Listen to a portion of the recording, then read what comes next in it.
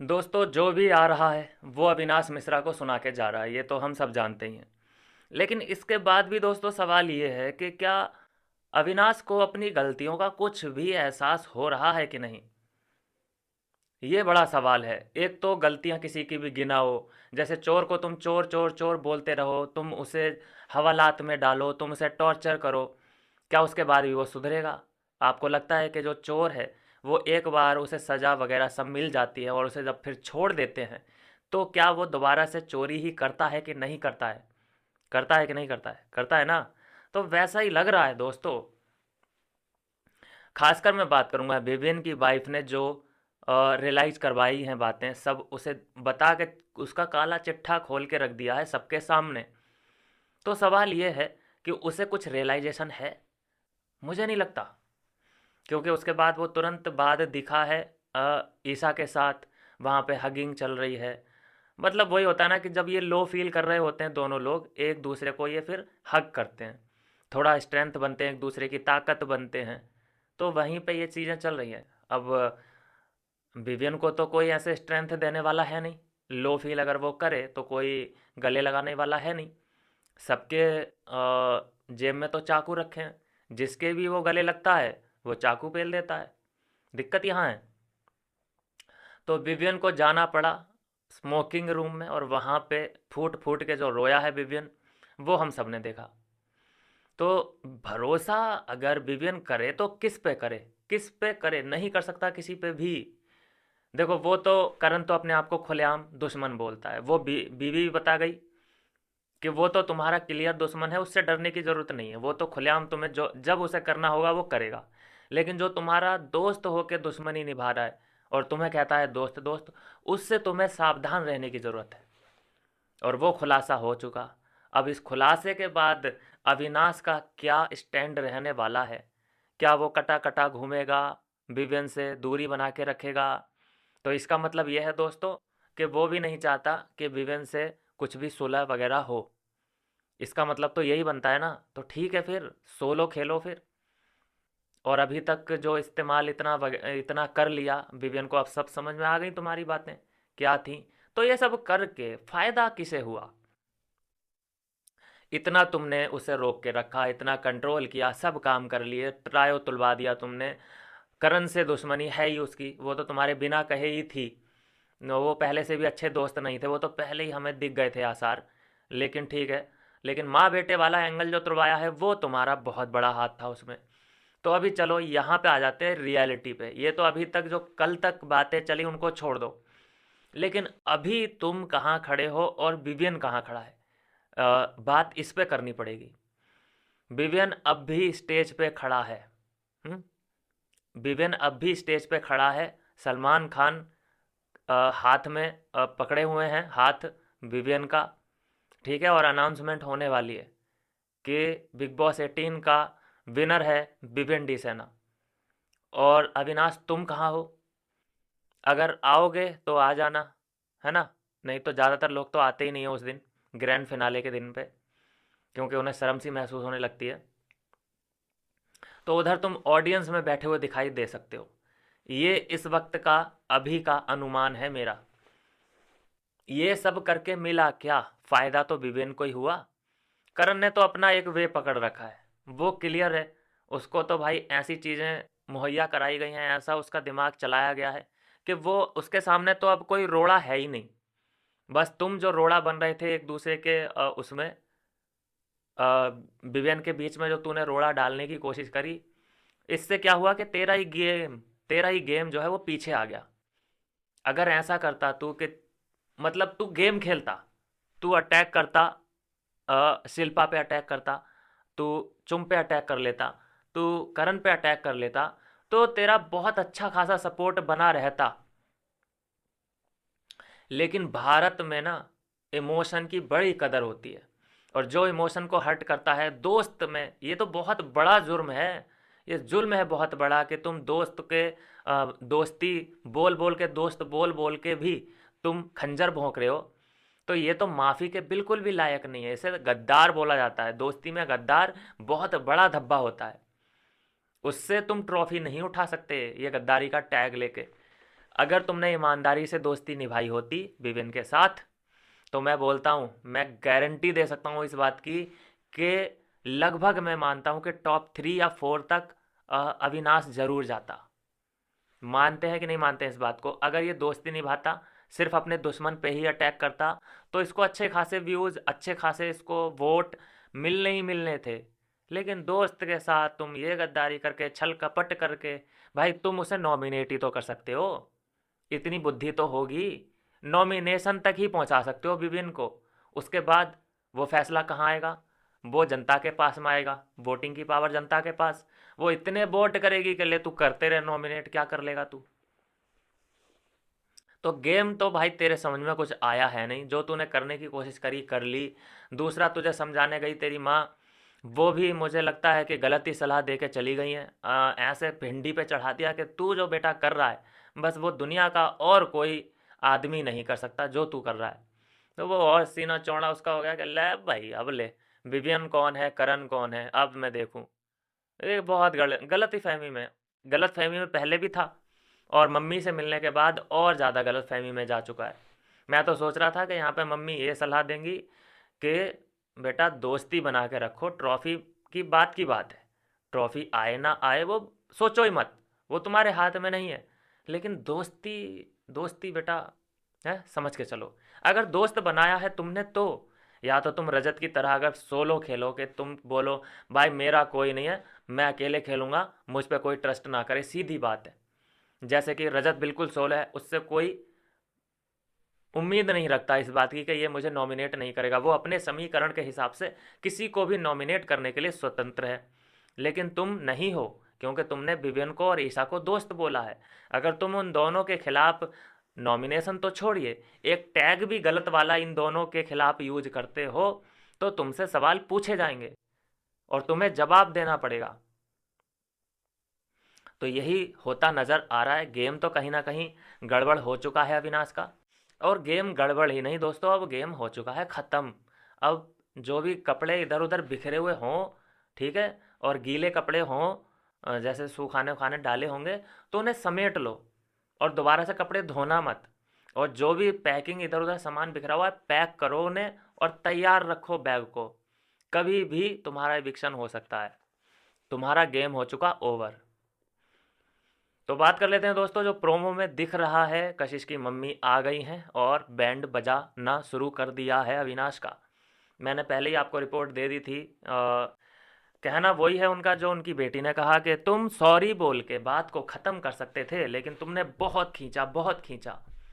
Sorry बोल के हर बात, हर केस अगर सॉरी बोल के ख़त्म होने लग जाए, तो फिर क्या ही बात हो। यहाँ सॉरी बोलने का मतलब पता है क्या? हर जगह सॉरी बोलने का मतलब, मायने अलग अलग होते हैं सॉरी बोलने के। सॉरी बोलने से रिश्ते टूटने से बच भी जाते हैं। जैसे गर्लफ्रेंड नाराज़ होकर चली गई और उसे मनाने के लिए बॉयफ्रेंड क्या करता है, बेबी आई एम सॉरी, है, अगर वो नरम दिल हुई तो माफ़ कर देगी, रिश्ता टूटने से बच जाएगा। और एक होता है जब थिएटर मतलब ऑपरेशन थिएटर से डॉक्टर निकलता है बाहर और वो बोलता है पेशेंट के रिश्तेदारों को कि आई एम सॉरी, हम उसे नहीं बचा पाए। तो वो सॉरी के हर जगह मायने अलग अलग होते हैं। एक सॉरी वो होता है कि तुमने इतने एलिगेशन लगाए जा रहे हैं, तुम पे इतने एलिगेशन लगाए जा रहे हैं, फिर तुमने कहा कि वो मुझसे तो गलती हो गई, सॉरी। तो यहाँ पे अलग है चीज़।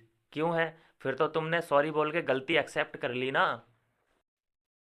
तो हर जगह सॉरी के कितने बड़े, तो तुम सॉरी ही नहीं कह रही हो, मतलब बुलवाने की कोशिश कर रही हो। तुम ये कह रही हो कि बात खत्म करता, इट मीन्स कि तुम गलती मान लेते। तुम गलती मान लेते, बात खत्म हो जाती भाई। तो फिर गलती मतलब ऐसा कैसे खत्म कर लेते बात को यार? गलतियां मतलब यार हर जगह, हर हर जगह तुम अविनाश को दबाओगे, तो कशिश से तो नहीं दबने देंगे। पहली बात तो ये है। जब आदमी वहाँ पे गलती नहीं था, दोनों ने एंजॉय किया है, अब तुम उसकी एक बात पकड़ के राई का पहाड़ बनाओगे, तो ये तो बात गलत है ना। मज़े तो तुम्हारी लड़की ने भी लिए हैं, पूरे पूरे एफर्ट डाले हैं उस चीज़ में। बिल्कुल भी वो परेशान नहीं दिखाई दे रही थी कि वो ये क्या, ये तो कुछ ज़्यादा ही बढ़ रहा है आगे मेरी तरफ। अगर उसे इतना बैड टच और गुड टच का पाठ पढ़ाया गया है, बातों को भी वो सेंस कर लेती है कि ये क्या चाहता है लड़का। तो हमें तो कहीं भी कशिश वहाँ पे परेशान दिखी नहीं। ना वो अनकंफर्टेबल दिख रही थी, बिल्कुल बढ़िया कॉन्फिडेंट। मैं मानता हूँ कि वहाँ पे अविनाश से ज़्यादा कशिश कॉन्फिडेंट दिखाई दे रही थी फ्लर्ट करते हुए। और उसमें भी तुम ये कह रही हो, और वो तुम्हारी बेटी भी यही कह रही थी कि तू बात को बहुत जल्दी ख़त्म कर सकता था। वो बात ख़त्म कैसे होती? अपनी गलती मान लेता। तो यही है दोस्तों, हर जगह राजनीति लड़कों के साथ हो रही है, तो ऐसा हम होने नहीं देंगे। मैं पहले ही बोल दूं कि अविनाश गुनहगार सिर्फ विवियन का है घर के अंदर। किसका है? सिर्फ विवियन का ही गुनहगार है। विवियन उसे जो सजा दे वो बिल्कुल मंजूर है, बाकी किसी की कोई औकात नहीं है कि उस पर उंगली उठाए, चाहे वो चाहत की माँ हो, चाहे वो कशिश की माँ हो, चाहे किसी की भी माँ हो। किसी की भी औकात नहीं है। बस जो हक है उसे सज़ा देने का, वो सिर्फ और सिर्फ विवियन का है। क्योंकि विवियन के खिलाफ जो ऐसे एविडेंस मिल रहे हैं, जो ऐसे तथ्य सामने आ रहे हैं, वो वाकई चौंकाने वाले हैं। और मैं बोलता हूँ कि भाई उसे पैरों में गिर के माफ़ी मांगनी चाहिए अविनाश को, जो उसने किया है। अगर दोस्त मानता है तो, और दोस्त नहीं मानता, कंपटीशन मानता है, कंटेंडर मानता है, कंटेस्टेंट मानता है, तो फिर दोस्ती में मतलब फिर जो है माफ़ी मांगने की कोई ज़रूरत नहीं। फिर तो खुलेआम चैलेंज कर दे भाई तू। जैसे करण है वो क्लियर है कि भाई मैं और विवियन दोस्त नहीं है, तो वैसे ही तू ऐलान कर दे। लेकिन उस चीज़ के लिए भी तो बड़ी देर हो चुकी है। ये ऐलान तो 1-2 हफ्ते या 2-3 हफ्ते पहले कर देना चाहिए था कि विवियन अपना नहीं जम पाएगा, तुम अलग खेलो, मैं अलग खेलता हूँ। लेकिन विवियन से शिकायतें भी थीं, विवियन को साथ में भी रखना था। फिर उसको उसका इस्तेमाल भी किया तुमने, उसे नॉमिनेट किया, लाइमलाइट बटोरी, सब काम लिया विवियन से तुमने। तो अगर अब तुम्हें विवियन का साथ नहीं चाहिए तो खुलेआम बोलो। ये सॉफ्ट कॉर्नर वगैरह जो होता है ना, ये समझ में नहीं आता अब। ये सॉफ्ट कॉर्नर के है, ये है, वो है, हैं? ये अब नहीं आ रहा है समझ में। थोड़ी सी क्लियरिटी रखो। मुझे लगता है कि अगर अविनाश क्लियरिटी ना रखे तो विवियन को क्लियरिटी मांगनी चाहिए कि भाई तू अपना रास्ता नाप। सबसे पहले पहली फुर्सत में भागता नजर आओ दोनों लोग, एक नहीं, ईशा ने मतलब अविनाश ही नहीं, ईशा को भी बोलो कि भागती नजर आए यहाँ से पहली फुर्सत में। क्या कर सकते हैं, मजबूरी है भाई। या तो माफ़ी मांगो, गलती की है, तुम गलत साबित हो चुके हो, माफ़ी मांगो। तुमने कशिश की मम्मी से माफ़ी मांग ली, तुमने चाहत की मम्मी से माफ़ी मांग ली जहाँ पे तुम गलत भी नहीं थे, लेकिन अपने दोस्त से माफ़ी नहीं मांगी है। ना ही दोस्त की बीवी से माफ़ी मांगी है। उल्टा विवियन की वाइफ माफ़ी मांग के गई है अविनाश से कि जो मेरे मन में था वो मैंने बोल दिया, उसके लिए अगर तुम्हें बुरा लगा हो तो आई एम सॉरी। ये क्लियर वर्ड थे यहाँ पे। तो अगर मैं देखता हूँ कि अविनाश सॉरी नहीं बोलता विवियन को, तो मेरे लिए ये काफ़ी डिसअपॉइंटिंग मोमेंट रहेगा। या फिर ऐसा हो सकता है कि वो माफ़ी मांगे लेकिन ये साला दिखाए नहीं।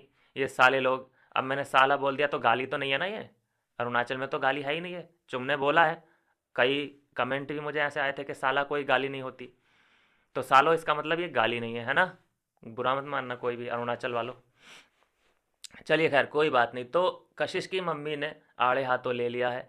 इसके बीच हुआ क्या दोस्तों कि जो तिल्ली मार आशिक है, 45 साल का नौजवान, वो आता है और कहता है आंटी जी नमस्ते।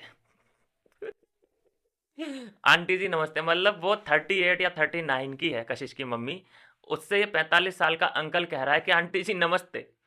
फिर यहाँ पे इंटरफेयर करना पड़ा। कशिश ने बोला कि बेटा तू आंटी मत बोल, मेरी मम्मी का तू नाम लेके बोल सकता है कि जो भी नाम हो वो XYZ के, ललिता जी या जया जी, जो भी नाम होगा ऐसे करके बोल ले तो अच्छा लगेगा। तू भी देख ले, अपनी उम्र देख ले भाई, हेयर डाई करके ही सब काम नहीं होते। तो यहाँ पे सिर्फ अविनाश को ही नहीं डांटा है कशिश की मम्मी ने, करण को भी डांटा है क्योंकि करण वकील बना था। तो करण को बोला है तिल्ली मार के, ये जो तिल्ली मार सकता है इस घर में, वो टैलेंट और किसी के पास नहीं है। इसे बस ऐसे करना होता है और सामने वाले को पता भी नहीं चलता कि ये तिल्ली मुझ पे आ चुकी है, और वो लड़ाई करने लगता है सामने वाले से, बिल्कुल जेन्युइन होकर लड़ने लगता है। और उसे ये रियलाइज़ ही नहीं होता कि ये अंदर मेरे नफ़रत इसके लिए आई कहाँ से, ये नफ़रत भरी तिल्ली मारने। तो ये खुलासा कर दिया वहाँ पे, और ये जब खुलासा किया है तो उसके लग गई मिर्ची पिछवाड़े में करण के, और वो लड़ने लगा, रिप्लाई करने लगा कशिश की मम्मी को। ठीक है, जो अविनाश का ये लोग मुंह दबा रहे थे कि अरे वो तुझे चाहे कुछ भी बोले, वो उम्र में बड़ी हैं, आंटी हैं, रिस्पेक्टफुल हैं, ऐसी आंटियों की रिस्पेक्ट करनी चाहिए जैसी चाहत की मम्मी है, ये ऐसी आंटियां होती हैं क्या? तो वो भी देखो एक कला होती है कि किसकी रिस्पेक्ट करनी चाहिए, किसकी नहीं करनी चाहिए, सिंपल है। उम्र में बड़ा है तो हम उसकी रिस्पेक्ट करें, चाहे उसके कांड कैसे ही उसने कर रखे हों, ये तो कोई लॉजिक नहीं होता ना, सिंपल है। तो यहाँ पे जब बोला गया कि तू तो तिल्ली मार है, ये है वो है, तो बुरा लग गया भाई साहब को, रिप्लाई देने लगा, अंट शंट बोलने लगा हल्का फुल्का सा, लेकिन इतना नहीं बोला। वो तो ये है कि उसे पता है कि हाँ ये गेस्ट हैं, चली जाएंगी तो क्या ही इनसे बोलना होता है, कंटेस्टेंट तो बहुत बोलता ही है। और अविनाश को ही सब लोग रोकते हैं, बाकी और किसी को कोई नहीं, ये इतना बोल रहा है कशिश की मम्मी से, कोई नहीं रोक रहा इसको। उसके बाद बात कर लेते हैं दोस्तों, अरे मेरा गुल्लू, अरे मेरा गुल्लू। भाई रजत की मम्मी ने मज़े करा दिए यार, बहुत बढ़िया लगा बॉन्ड देख के भाई। रजत की मम्मी आई हैं और जो ट्रीट किया है रजत को, जैसे छोटा सा मुन्ना सा बेबी हो, करे मेरे बच्चे को किसी ने मारा, किसी को किसी ने परेशान किया। मज़ा आ गया देख के भाई, ये होती है मम्मी, एक फीलिंग सी आ जाती है कि हाँ भाई मम्मियाँ ऐसी होती हैं। ये द मम्मी थी, चाहत की मम्मी, द मम्मी। भाई तौबा तौबा तौबा भाई साहब, क्या नेगेटिव एनर्जी है यार उस लेडीज के आसपास। छी छी छी छी। चलिए खैर, जितना बोलूं उतना कम है, जितना नेगेटिव मैं रजत की सॉरी चाहत की मम्मी को बोलूं उतना कम है। तो अ, रजत की मम्मी आई हैं और सवाल पूछे हैं करण से कि बेटा जो तूने बोला था कि रजत के मम्मी पापा भी इससे शर्मिंदा होंगे, तो मैंने दोस्तों आपको कई बार बोल रखा है कि चाहे अपना बच्चा कितना ही घटिया, गंदा, घिनौना काम करके क्यों ना आ जाए दुनिया में, लेकिन वो अपने मम्मी पापा की नज़र में कभी गुनहगार नहीं होता, ये बात लिख के ले लो। वो चाहे कितना ही कर्म कांड कराए दूसरे की बेटी के साथ या दूसरे के लड़के के साथ, वो मम्मी पापा के, ये समझ लो कि आंखों का नूर होता है। उसे, किसी भी माँ बाप को अपने बच्चे की गलती कभी नहीं दिखती है। तो जैसा कि करण ने कह दिया था एक बार फ्लो फ्लो में, जब दिग्विजय ने तिल्ली मार दी थी कि अरे इसके मम्मी पापा ये वो, कि ये तो अपने मम्मी पापा के आसपास रहता ही नहीं है, बदनामी की वजह से, डर की वजह से कि पुलिस स्टेशन में कभी भी जाना पड़ सकता है इसको। तो वो सब बातें, ये बाहर की बातें करने लगे थे। तो यही बात यहाँ बतानी पड़ रही है कि बेटा ये सब बातें बाहर की हैं, और ये तो तूने सिर्फ एक ही इंसिडेंट के बारे में बताया है कि ये वो फलान ढिमकाना, और ये ऐसी चीज़ें, उसके ऊपर कई चीज़ें हैं जो कि तुझे पता भी नहीं है। बाहर जाएगा तो देखेगा तो समझेगा कि कितने केस हैं, कितने केस पेंडिंग चल रहे हैं। तो इन सब बातों में मत पड़।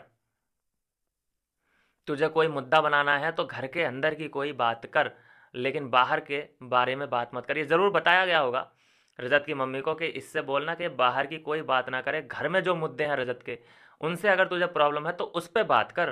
और बाहर रजत ने क्या किया है क्या नहीं किया है, उससे तुझे कोई मतलब नहीं होना चाहिए, क्योंकि कांड तो तूने भी कर रखे होंगे बाहर, ऐसा ऐसा नहीं है कि तूने ना कर रखे हों। दो दो तीन तीन तेरी शादियां हो रखी हैं, उसके बाद भी तेरी गर्लफ्रेंडें थी। वो खुलासे अगर कोई कर दे आके, तो खैर बाहर की बात ना करे कोई तो ही बेहतर है।